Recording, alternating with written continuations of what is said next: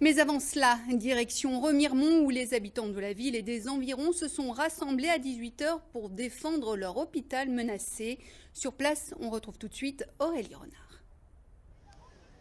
Eh bien oui, vous le voyez derrière moi, ils sont plusieurs centaines à s'être réunis ce soir pour leur hôpital. Ici à Remiremont, c'est une cause qui mobilise. Cette marche n'est pas la première, sans doute pas la dernière. Alors pourquoi manifester alors que l'on pensait le sort de l'hôpital et de la maternité de Remiremont tranché, sauvé? Eh bien c'est un audit qui a mis le feu aux poudres. Les résultats ont été diffusés ces derniers jours. Deux inquiétudes majeures en ressortent. La première, c'est un possible départ de la chirurgie conventionnelle vers Épinal. La seconde, c'est la question de la permanence des soins. Écoutez.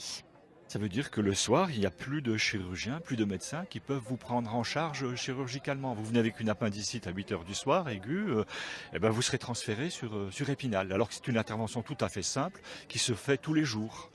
C'est grave, c'est l'accès aux soins qui est extrêmement réduit pour tous ces Vosgiens de la montagne vosgienne. C'est le risque de désert tout court pour les vallées vosgiennes et le nord de la Haute-Saône.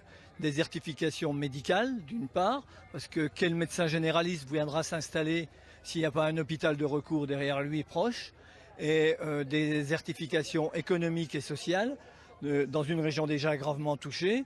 Ça ne fera qu'aggraver le déclin et ruinera tous les efforts des élus qui sont nombreux pour essayer quand même de revitaliser les vallées, la région, le territoire.